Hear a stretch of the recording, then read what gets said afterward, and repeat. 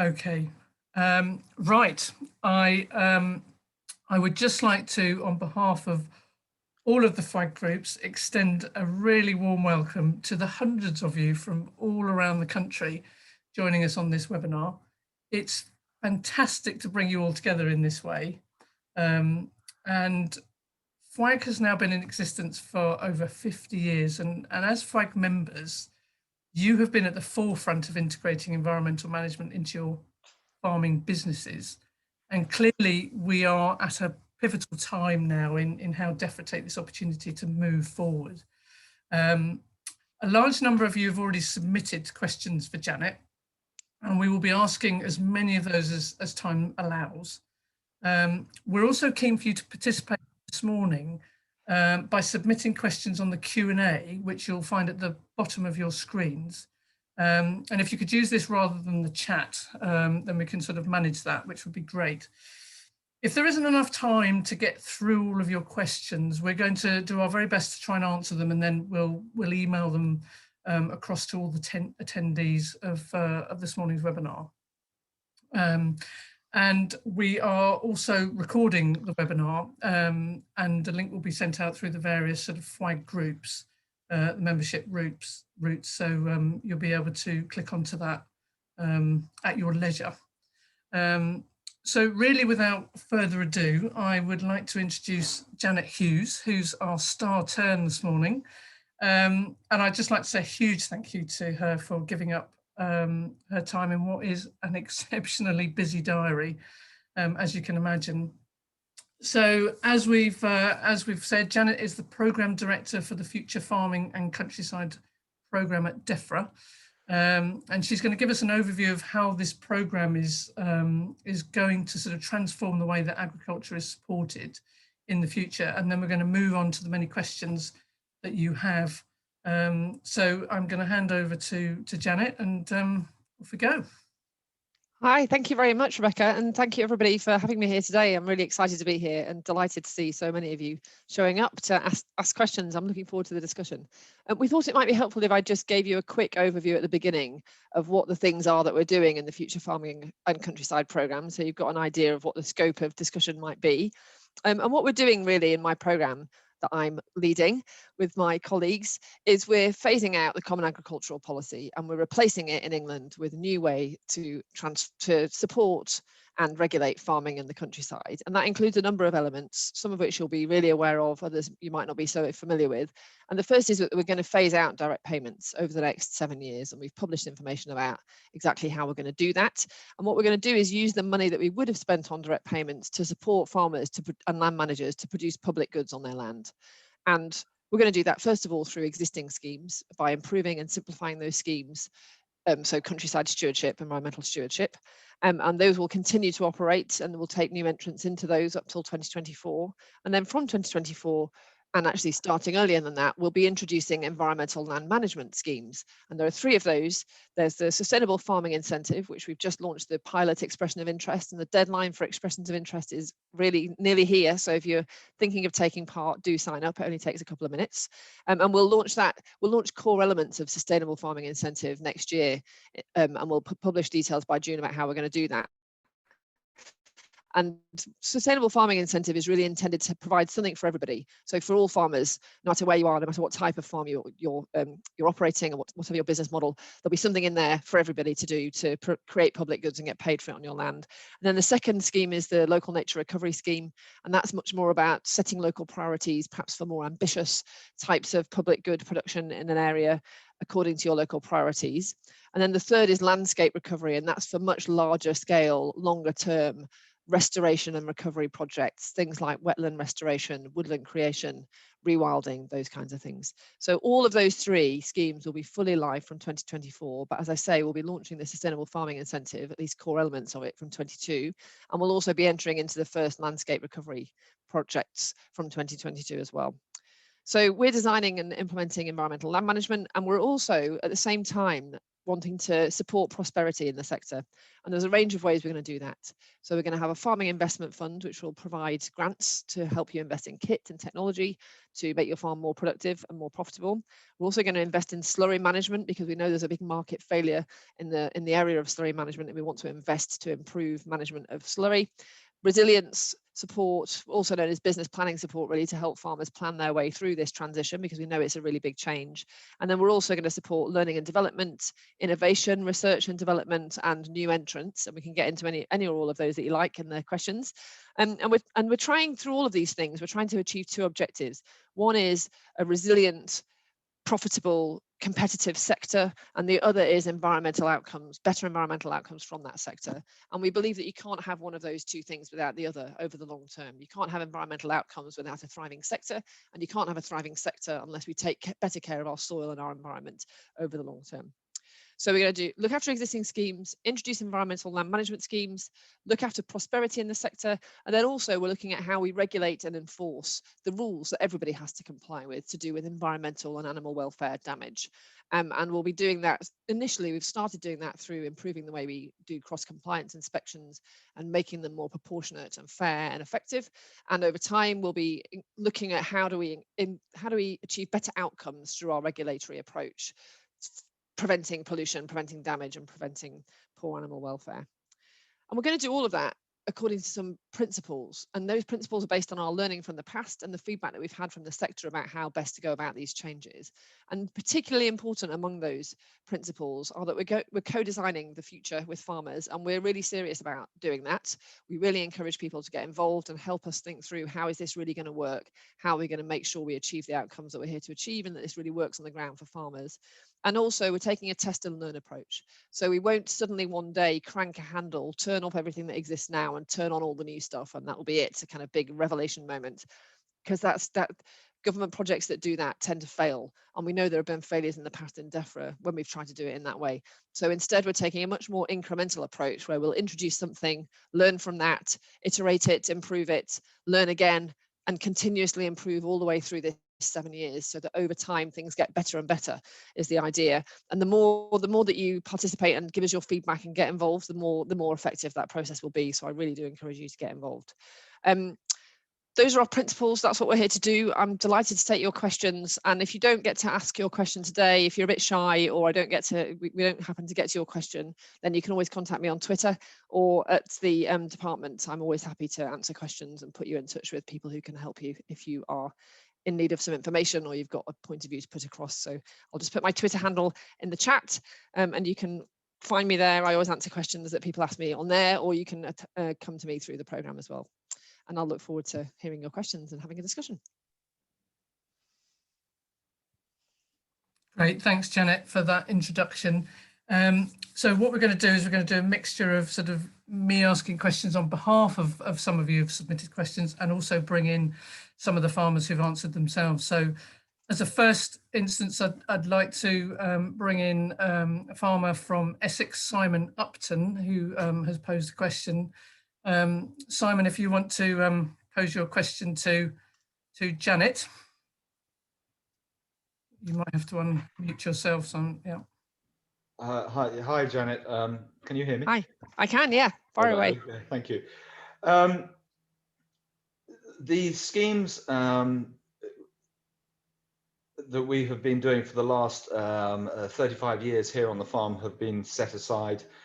HLS, ELS, countryside stewardship. Would you encourage us to look after what we have already achieved over the last 35 years? And also, at the present, most of the schemes have concentrated on in-field conservation. Would ELMS, or sustainable farming and local nature recovery in those ones, would they encompass the whole farm concept, which I have 200 acres of semi-ancient commercial forestry, which is currently not part of any scheme? And would that not be encouraged to be brought in as a whole farm concept, not just infill schemes? Thanks, Simon. Those are great questions. So in terms of looking after what you've already achieved, please, yes, absolutely, we encourage you to do that. And we're going to be designing, and we are designing, the environmental land management schemes to reward you for doing that too. So where you've already got assets in place and you're maintaining them, then we'll pay you to maintain those assets. And where you haven't, then we'll help you to put them in place. So definitely we encourage you to carry on building on the work that you've already done. And that's part of why we're envisaging having 3 levels of ambition within the sustainable farming incentive, so that those who are new to these practices can come in perhaps at a lower level of ambition to get started, because we know that that's how farmers often prefer to operate. They don't want to suddenly put their whole farm into something much radically different. But if you're already doing stuff, you could come in at a higher level of ambition and get paid to reward that higher level of ambition that you're pursuing. So definitely look after what you've already achieved. And then in terms of the whole farm concept, we're really interested in this. We've been exploring it through some of our tests and trials, and we're going to be looking at it through the Sustainable Farming Incentive pilot. And in particular, we're looking at the value and role of having a management plan for your whole farm, and also the extent to which we ought to encourage and incentivize people to bring their entire farm into a scheme. What we're not going to do is say you can only come into a scheme if you bring your whole farm, because that will put people off coming in. And we want to make this as appealing and broad as possible. And we know that farmers often start with actually a small piece of their land in a scheme. And it's only when they've done that and got confident and comfortable with it and seen the results that they then want to expand out. So we want to, this is about having a kind of broad tent and something for everybody, but we're very much exploring the idea of a whole farm approach, because we know that if you enter in your whole farm and you do a range of things on the farm, you can have much better impact than if you just do a tiny bit on a tiny bit of land. I hope that answers your question. Yes, thank you very much. Thanks. And on that theme, Janet, there's been sort of general questions about you know, the flexibility of sort of the scheme going forwards, because usually when you enter a scheme, or the door closes on that scheme and you can't make any adjustments to it. And as you say, people like to, you know, to trial things and then you know, increase the amount they might do. Is there going to be that flexibility going forwards? Yes, is the short answer. The question about how we do that is one that we're exploring through the pilot, and that we'll explore through the early operation of the Sustainable Farming Incentive. What we're trying to do is make things both straightforward and simple to take part in, and also flexible so that people can adjust over time or adjust according to their particular circumstances. And we're always trying to strike that balance between clarity and simplicity on the one hand and flexibility on the other. But the way we're imagining this is that rather than a kind of annual window where you commit for 5 years to do a thing and it's really difficult to change it, instead you can adjust as you go. You can add more things in, you can change your plan if something's not working out, you can stop getting paid for that thing and start doing something else instead. That's the idea. But we're working on exactly how we operationalize that, to use the jargon, how we actually make that work in practice in a way that works for farmers is the thing that we're going to be exploring over the next year or so. Yes, and I guess the administrative burden from your end for yeah that. Yes, because we need to minimize the amount of money that we're spending on administering these systems and maximize the amount of money that we're actually paying farmers to do and land managers to do stuff. So that's always a consideration. And many of our members are interested in the level of incentive under the components of realm, and interested in that Defra moving away from income foregone. And, you know, when will more information be available about the level of incentive, and will it effectively replace BPS, or what's the incentive to, you know, to make changes on high yielding land, which at the moment there isn't? Yeah, so there's a lot to unpack there. So I think the first thing to say is we will, in terms of when we'll publish information, we'll publish information about what we're going to pay in the Sustainable Farming Incentive from 2022 by June. So you'll be able to see what are the standards and how much will we pay for them. But then we're going to keep the method of calculating what we pay and the rates under review for the whole of the transition period, because we want to make sure that we're giving a fair reward for the effort that farmers are putting in and the value they're creating, and also that we're keeping up with price changes and kind of fluctuations, and that we're incentivizing all the things that we want to see. So we'll publish some information in June, but that will certainly not be the last word on this matter.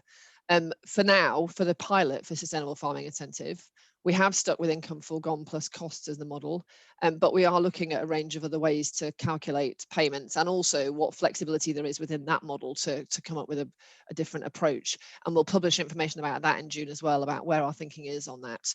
It's quite complicated, obviously, to look at how we calculate payments. And one of the things that we looked at is, should we pay by results?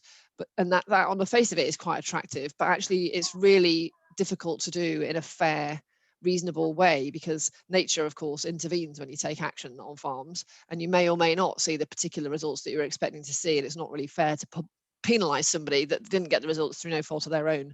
So this is something we'll keep under review throughout the life of the program. And then in terms of replacing BPS payments, so it's important to say that we're not presenting the sustainable farming incentive as a straight swap for BPS payments. BPS payments you get for having a particular amount of land, and there are some conditions, but they're not very costly to comply with. Whereas for the sustainable farming incentive, you will actually have to do stuff to get the money. So we're spending the money in a different way. And we think that farmers will, in addition to increasing their income through schemes that we'll offer, will also need to look at other ways to increase their income, whether that's about marketability of your goods, diversification, adopting more innovative practices or technology, and we will help farmers to think through those options through the resilience advice that we're going to start providing from this summer. And also, in addition to increasing your income, we really want farmers to think about looking at their costs, how they might reduce their cost base, how they might reduce waste, how they might better control pests and diseases to reduce waste in their produce. So there's, in terms of replacing your lost income, there's a whole range of things that we'd encourage you to look at, with agri-environment schemes, of course, being a significant part of that.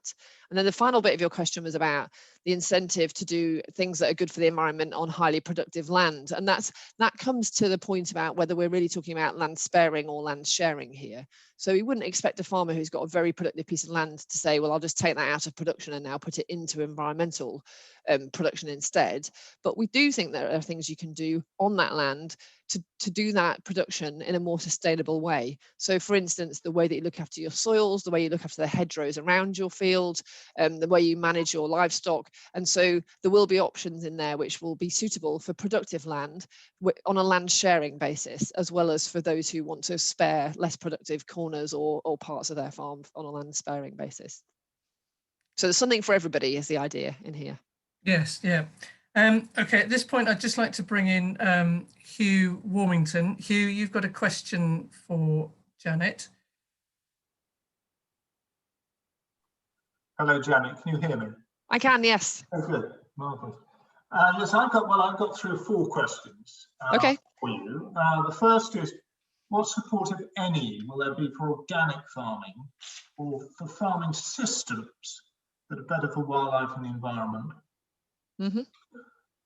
Secondly, what payment, if any, is proposed for carbon capture? And how might that be measured and audited? Thirdly, what proportion of farmers is it anticipated that will be eligible for the local nature recovery tier allowance? Is that your phone going in the background? Yeah, and will any unused funds from BPS reductions be ring-fenced, be spent on elements in future years? And I've got a subsidiary question, which I think is really important, and that is, with the government's ambition to plant 30,000 hectares of trees per annum by 2025, I think, that could absorb a huge proportion of the budget, and how is that going to be managed? Okay, thank you. Okay, thank you. Those are some good meaty questions. I'm going to go through them in reverse order, actually, if that's all right. So on the budget one, the government has made a commitment that all of the money that comes out of direct payments will go back into the farming sector one way or another, whether it's through the environment schemes or the productivity schemes that I just mentioned. All of the money will go back into the sector. So yes, is the answer to that. That's how we'll spend the money. We're managing it very closely to make sure that we understand exactly how much we're likely to spend through each of the things that we're doing, so we can adjust things and make sure that we do use the money in that way. But it is ring fenced for this purpose, and it's actually got an official formal ring fence around it for this purpose, and can only be used in this way. So that's the promise the government have made, and that's the basis on which we're working.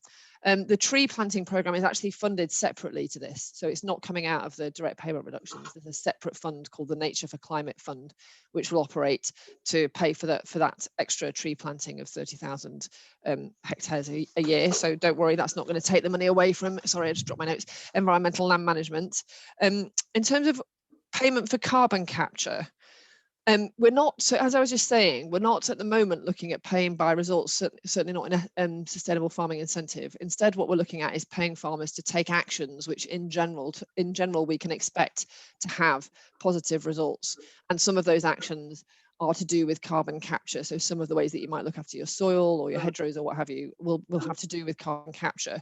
So we're not getting in at the moment into the thorny issue of how on earth do we measure carbon capture. Instead, we're saying these particular actions are known and have been proven through science to have a positive impact, and therefore we'll pay farmers to take those actions in good faith, knowing that they won't always have exactly the same impact on every single farm, but in general they'll have that impact. It's possible during the life of the programme, though, that the science will move on, they'll become a really well accepted way to measure carbon capture, and it becomes much more reasonable, straightforward thing to do to pay people for that and for the outcome rather than the input, and we'll keep that under review through the life of the programme. And also you might say that you could imagine that in a local nature recovery scheme, one of the local priorities is carbon capture, and you could build objectives into those along those lines, and that would include how you measure it. But I think your question is kind of loaded on the how do you measure it, because it's obviously there's lots of different ways at the moment, and there isn't a single established way that everybody thinks is okay. So the science isn't quite there yet, I don't think, for us to be able to do that. In terms of the percentage of farmers eligible for local nature recovery, I don't know whether there's something behind that question that I'm failing to see, but there's no reason why any farmer shouldn't be able to participate in a local nature recovery scheme. They would have to get involved in setting local priorities and then sign up to the scheme along with others in the area. So if there's something else behind that question, then do come back to me and tell me, and I'll try and answer it better. And then finally, on the organic farming and systems, so there is read across between the standards that we're setting and the things that you have to do in order to be an organic farmer. One of the things that we're looking at, so we support organic farming in that way, because you'll be able, if you're doing that, you'll be able to take up the standards that are relevant to you and get paid to produce those public goods. There is another piece of work that we're doing to look at whether we can recognise, have a kind of earned recognition scheme, so that if you're already in a scheme, whether it's LEAF, organic, or some other scheme, whether we can recognise that and take that as evidence of you having completed some of the elements of the standards that we're setting. And we're looking at that now. That's going to take us a while to work through to see whether we can do that, but we think in principle it would make sense, if you've already been accredited and inspected under a scheme, for us to recognise that scheme and say, okay, well, we won't also come and inspect you because that's not useful use of your time or ours, or taxpayer money. But we haven't come to a conclusion on exactly how workable that is yet. So in the meantime, we are talking to some of the organic organisations about what the read across is between the standards we're setting for sustainable farming incentive and organic, to see how can we make sure we're harmonising them in the right way, how can we kind of work together, and that work is ongoing. I think that's all your questions. That's really helpful. Thank you, Janet. You're welcome. Rebecca, you're on mute. I'm muted, yes, I'm muted. We've had a few questions from members about sort of collaboration within ELMS, primarily asking about sort of lessons learned and the legacy of facilitation funds, which are now sort of starting to come to an end, and how they'll be incorporated within the sort of ELMS process. Yeah, we're very much seeking to learn from that, because in the local nature recovery scheme, we've got this idea of local conveners, which are not completely different to the idea of local facilitators. So I know there was an event the other day which some of the team dialed into about how the local facilitation fund has worked and what lessons we should learn, and the team are very much working with the RPA and with people who've been in that fund to see what can we learn. If there's something behind that question and you think there are lessons that we should learn, then please do contact me and let me know what they are, because we're all ears in terms of feedback, and we always want to know if people have got things to tell us. So if the person who asked that question or people who asked that question have got views, then do get in touch, let us know. Great, thanks. And in terms of, you know, the farmers finding the complexity of the existing schemes a sort of barrier to entry to the schemes, you know, the overwhelming amount of information to look for in order to apply, and so how are you addressing that within the design of with ELMS? We are really trying to simplify quite radically, both the guidance, the requirements, but also we're trying to reduce the level of risk to you if you get something wrong by accident.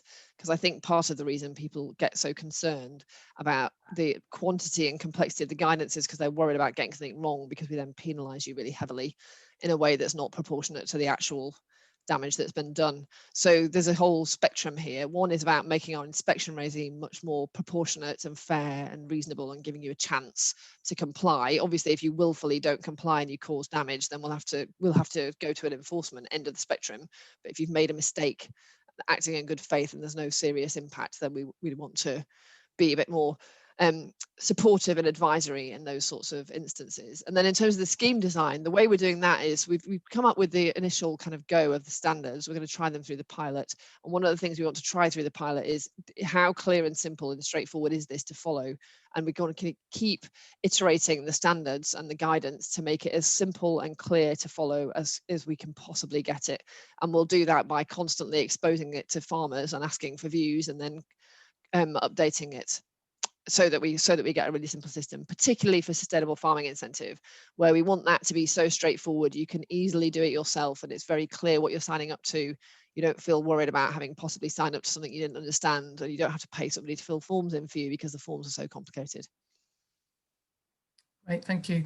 Okay, right, now I'd like to pass over to Dougal Hosford, who's got a question. Hi, Dougal. Hi, Janet. Hi. Can I just thank you on behalf of everybody for giving us this opportunity. I find these sessions, talking to real people in positions like you're in, are fantastically useful. It's just so good to see somebody who cares so much about it. So thanks. You're welcome. It's great to be here. Thanks. I could have asked 10 or 20 questions, but I'm lucky enough to ask 2, and they're a bit more practical based than some of the other questions. Now, the first one is about hedges, and hedges are an increasingly important feature of the countryside. Their management is key to future carbon mitigation policy, in my mind.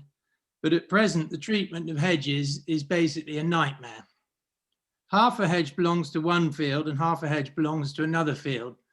The number of any field changes every 5 minutes because the field size changes, which makes it even more difficult. And this can actually be 2 farms that the hedge is bounding with its 2 halves. Has the time not come when a hedge should actually be its own standalone item with its own number and perhaps even a name? This might not only raise the profile of hedges, but if done carefully would make them much easier to map and record for the purposes of environmental land management going forward. They do, after all, occupy a significant area of land, and currently, let's face it, they are a complete nightmare to deal with on any application, agreement, and I know that they've caused an enormous amount of problems whilst doing so. And then my second question is slightly related. What is the logic behind the RPA insisting that all capital works items should be done within the first 2 years of a 5-year CSS agreement? Spreading it over the 5 years of agreement would be so much more sense and much easier on a practical point of view. If we take hedgerow work as an example, what every farm now needs, in my view, is a 20-year hedgerow management plan. Flail hedge trimming should be discouraged. Large hedgerows are a fantastic opportunity for massive carbon sequestration. Flailed hedgerows are basically no use for anything. After about 20 years of no trimming, a hedge will need laying, coppicing, gapping up, and refencing. It would be far easier to manage this by doing a 20th every year and hence creating a 20-year rotation. To have to do 5 years worth in 2 years is basically just making life for us incredibly difficult. I'm afraid the excuse that I've ever had that the RPA budgeting and cash flow is easier if done in 2 years just doesn't explain it. And it's a ludicrous anomaly that I find quite extraordinary. Thank you. Thanks, Dougal. That's really interesting. I don't know the answer to your question about why we do it in that way, but I will certainly take what you've said back and find out and see what we can do to make things better, because what you say makes a lot of sense. But I don't know the answer, so I will go away and have a few conversations about that with the team to see what can we do to make this work better for you, because we are going to have a hedgerow standard in the sustainable farming incentive. So we want to make sure that does actually work for the proper management of hedgerows and for farmers managing them over a period of time. And I absolutely hear what you say about them being managed over a much longer period than 2 years. So yeah, good question. Don't know. But thank you for prompting me to go and have a conversation about it, which I will do. Excellent. Yes, I mean, it does encourage farmers to do an awful lot of work in those 2 years. So you would coppice far more hedgerows than you would normally do, because the scheme design is forcing you down that route. Yeah. And as to the hedgerow as a standalone item, I think we are still looking at them in the way that we always have at the moment for purposes of SFI. But I will take away that question as well and have a look at it with the team and see what we think.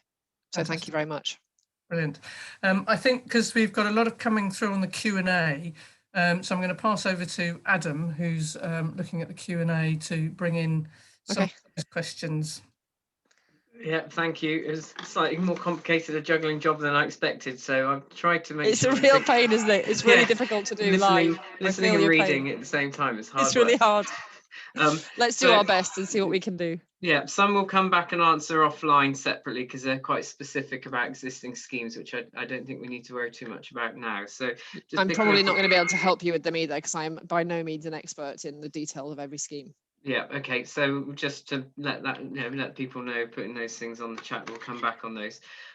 One thing that's come up that's quite interesting, what are the thoughts around future government commitments to funding for agri-environment schemes like ELMS going forward, where long-term financial commitments to sustain the payment of delivery of public goods are required, yet there's a risk of being exposed to the variances of different governments on a 5-year cycle, which could have a serious impact on cash flow to this type of work? Yeah, I absolutely recognise that issue. That's a product of democracy. So far be it from me to try to predict what's going to happen in the democratic process or how it's going to work. But of course, a new government coming in could change their policy on this, as they could with any other area of public policy. I think the task for us in the current Parliament is to build something that works and kind of tap into the common ground and consensus that there is around how it should work, so that there is something that can be kind of positively put forward. But it's for whoever gets elected at the next election to decide what to do next. And I am a mere humble functionary, so I wouldn't dream of predicting or commenting on it. No, but it's worth picking up because it comes up quite often. But I do appreciate the issue. But I mean, this affects all public services, this thing, because obviously all public services are subject to governments coming in and having a different view on them, aren't they? Just picking up on the idea around collaboration we touched on earlier, there were just some questions around asking whether there would be additional incentives built into the scheme to reward collaboration alongside the support for facilitation and group working. Yeah, so we're thinking about that in the context of local nature recovery in particular, where the whole point of that is to encourage collaboration around locally set priorities. So yes, is the short answer to that. And then on a bit of a quick fire round. Yeah, that's fine. Keep going. So the Farming Investment Fund, so the replacement of the Countryside Productivity Scheme. One of the criticisms of that in the past has been that the grant appears at short notice for a short application window, then closes, and with tight deadlines in terms of securing the equipment and then claiming for it, which is difficult from a planning point of view, from a business, and also for the suppliers in terms of servicing that demand. Are there any thoughts around whether the Farming Investment Fund would be operated in a more predictable, consistent way? Yeah, so we've been looking at all of the feedback on the productivity grants, including other things such as the minimum value of small grants and other feedback that we've had about how they work, and we're feeding that into the design of the new scheme. If somebody's got some kind of specific things that you think we should do about the timescales, then please do get in touch. I'd love to know what they are so that we can try to build that into the design. We are talking to farmers about how we design it to try to make sure that it works around the right timescales and deadlines. But I'm always keen to hear feedback and ideas about that stuff. Okay, thank you. And then regarding the sustainable farming incentive, it's come up a few times around the compatibility of it with countryside stewardship and farmers trying to weigh up their options as to whether to go for a new CS application to start in January, whether that will allow them to access the SFI, where you've got, say, in-field option within countryside stewardship, but nothing on your hedges. Yet you've got the hedgerow standard perhaps within the SFI, which you might be wanting to attract. How are we working through the kind of compatibility between those?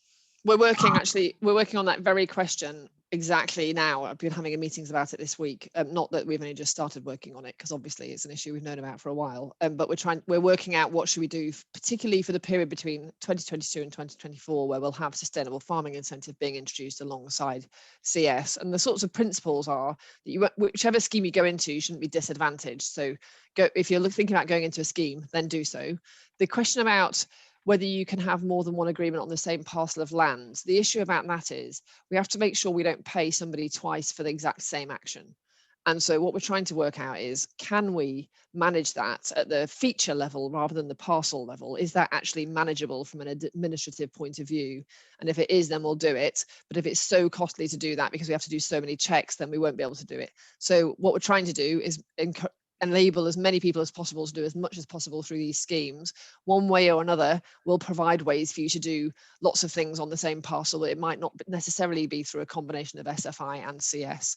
So I don't know the answer yet. It's a very live issue. We'll explain details about this when we publish information in June about how sustainable farming incentive is going to work. So that's before the CS mid-tier deadline. So you will have information about both in order to decide what you want to do from 22 onwards. Okay, and I guess that kind of picks up a frustration from our members and others, which links to that around, the ambitions of Defra and the intentions are often are quite welcomed from the farming community. That's what we're trying to achieve, but we often end up in a computer says no situation within the FWAG's processing of it as to how you actually realise these things, and the outcomes get lost within the bureaucracy of it, and just how that's being kind of considered would be good to get a kind of overview of. Yeah, we really recognise that set of issues. And I should say, in fairness to my RPA colleagues, they made a lot of improvements in recent years, particularly in their turnaround of payments. But we know there's more to do to make sure that the administration is as slick as it needs to be to support the ambition that we're here to pursue. And we're working, all I can say is we're working very hard to fix that set of issues. So we made some improvements and simplifications this year to cross compliance and inspection arrangements for existing agreement holders. You'll see more and more improvements over the next 2 or 3 years that we hope will help to build trust and confidence in what we're doing. And we recognise that we have work to do to build that trust and confidence, and we take it really seriously. And we care a lot about people having to waste time on bureaucracy that doesn't matter. And Paul Caldwell, the chief exec of the RPA, and I spend quite a lot of time together talking about this and how we can make things better. And we absolutely are determined that we will. And if anyone's got any particular feedback about how we can do that, then don't hesitate to get in touch. We're always keen to hear. Brilliant. Thank you. And just one more point before I need to go back and catch up on the business of the chat and hand over to Rebecca again. The one thing that came up was around this idea of blended finance and public and private money working alongside each other. A lot of the schemes, referring back to your comments around dual funding and avoiding paying for things twice, the current agreements are very clear in terms of not being able to access private funding to sport delivery. But where we start to look at opportunities to stack up biodiversity net gain, nutrient neutrality, alongside the other wider public goods that ELMS might be targeting, what are your thoughts in terms of how you're addressing that challenge?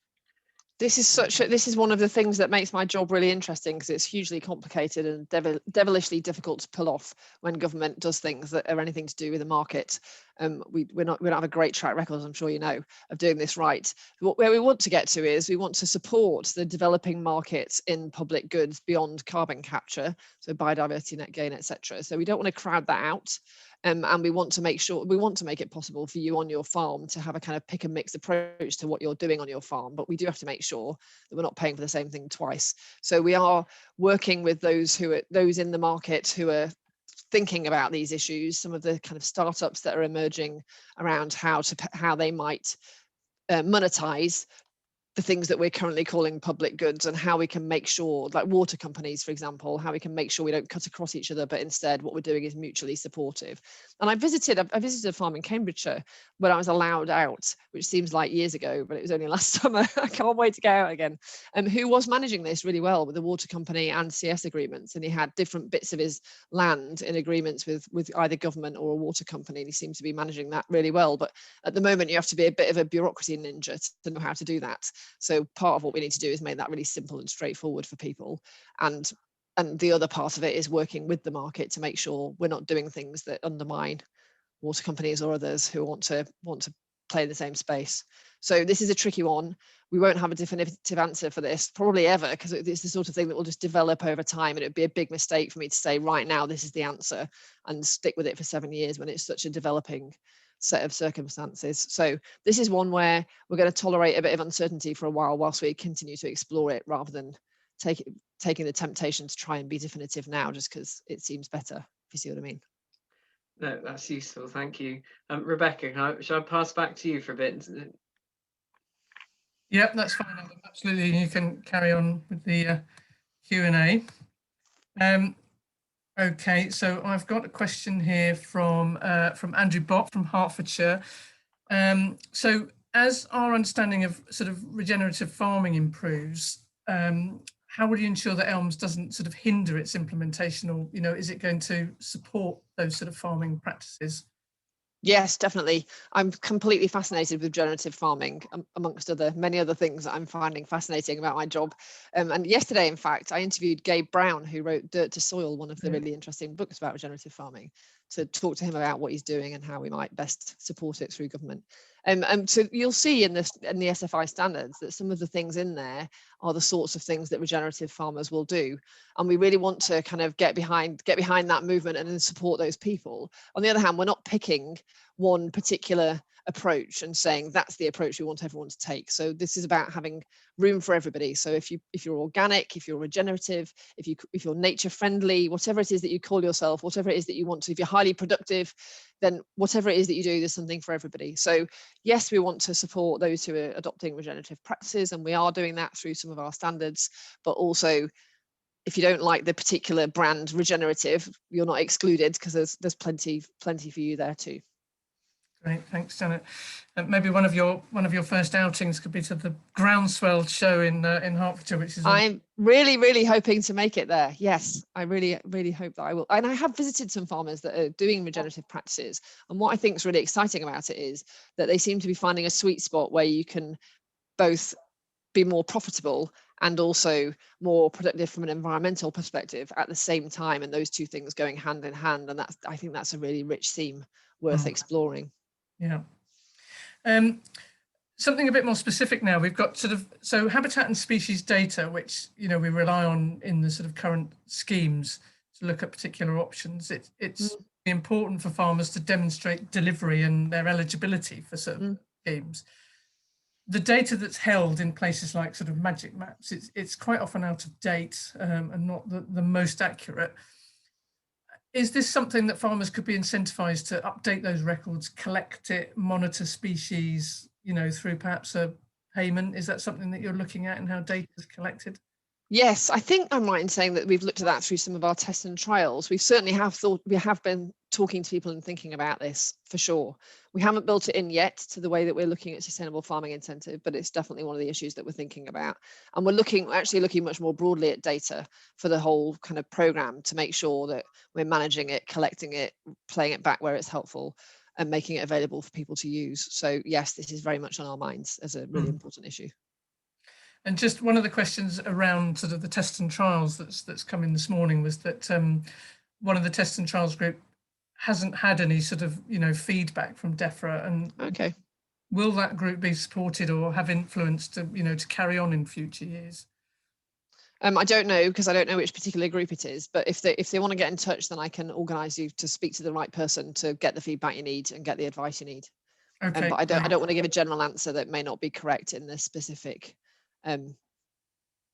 case that somebody's asked about. Harriet said in the chat, yes, I saw that invitation this morning. I'm just checking with my team to see whether I can make it to Groundswell. I really hope I can.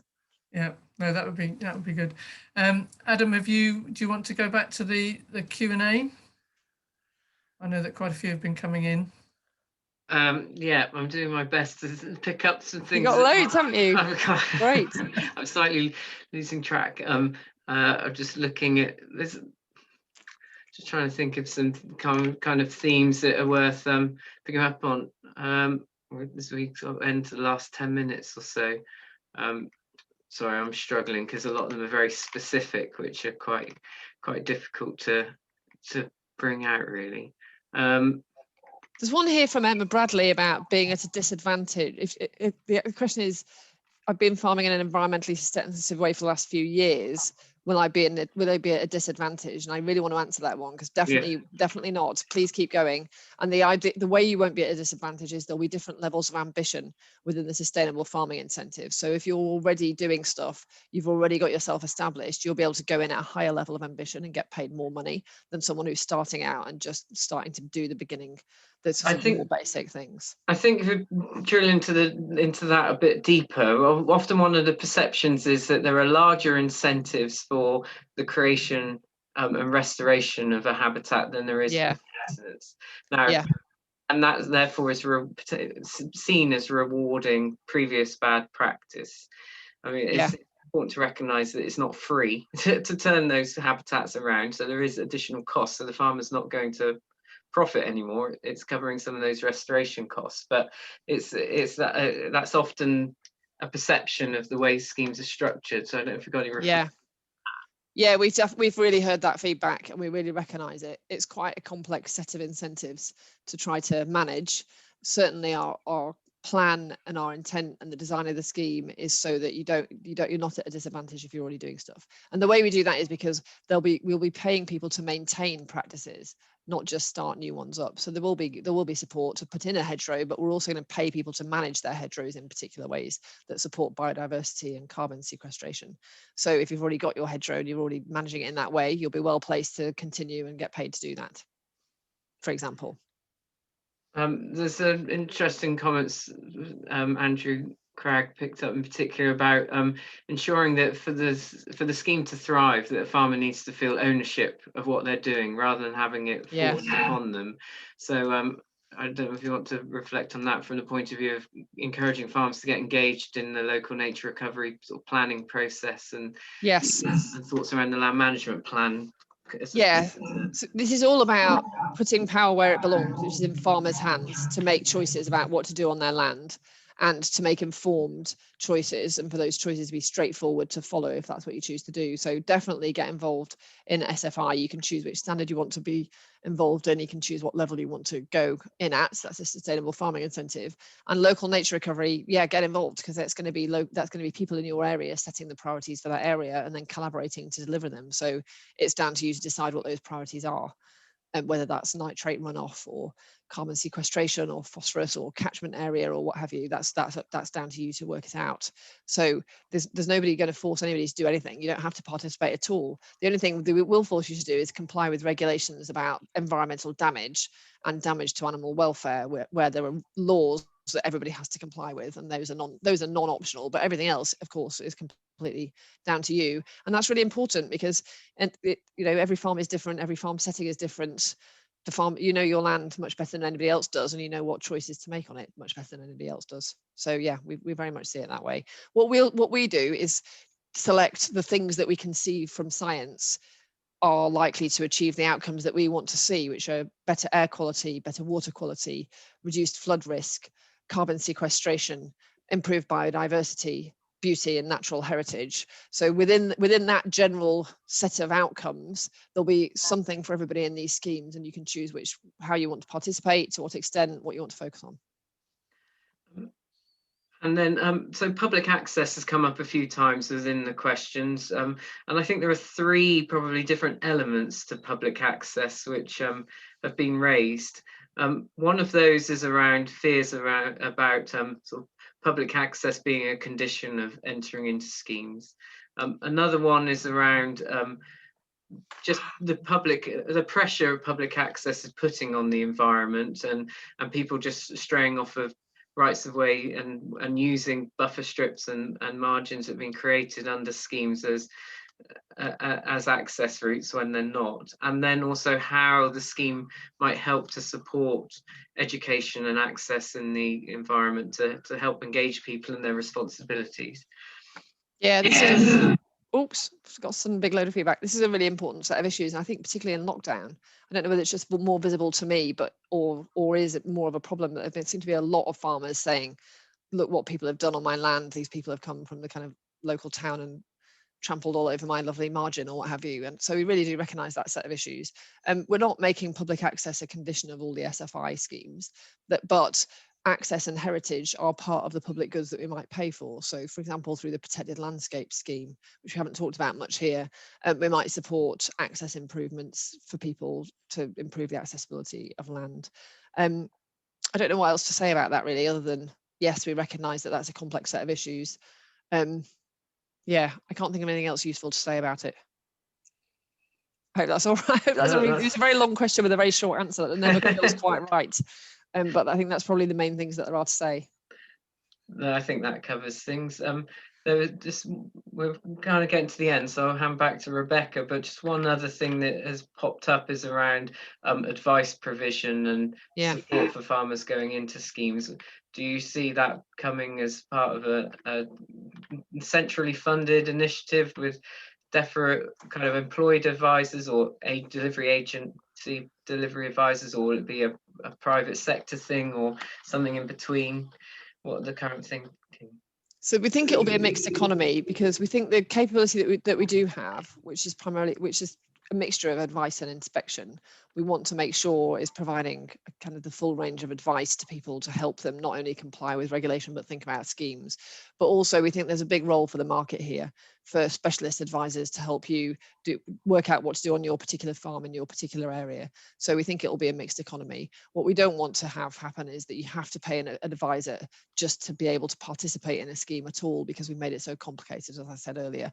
So there's something to do about the design of the schemes to make it straightforward, and then you can choose whether you want to get advice, and if you do, where you want to get it from, about exactly what you might do on your farm, for example, and what's most appropriate in your setting. Brilliant. Well, thank you everyone for your comments in the chat. I'll hand back to Rebecca now, I think. Thanks, Adam. The end. Okay, thank you. I think yes, thank you everyone for all your questions, and created a lively debate. To summarise, to sort of round up really, and thank Janet for answering them as best you can. I know some of them you've got to take away and perhaps come back to us, but I think that what's really important is that we all understand that this is a co-designed scheme. This isn't Defra hiding behind closed doors and just coming up with ideas themselves, that we all engage with it, and it's an evolving process. Yes. And that we would really, like to keep those lines of communications going with our members and yourselves. Yes, please do. And really just to say thank you very much for giving up what I know is a really busy diary to talk to us all up and down the country. That's all right. You're welcome. Thank you very much for having me. It's been really enjoyable discussion, and I've really enjoyed all the questions. So thank you. No, that's great, and I'm sure there will be more questions for us to answer and to fire up to you. We will put out your details. I know some of our farmers do Twitter. It's not for everybody. No, I've put my email address up there as well. If you prefer email, you're brilliant. welcome to touch me. No, that's great. That's on the chat, and we'll send that out as well. So. Really, just for me to say thank you everyone for attending, and particularly you, Janet, for attending as well and answering all the questions. Thanks, everyone. Thank you very much. Okay.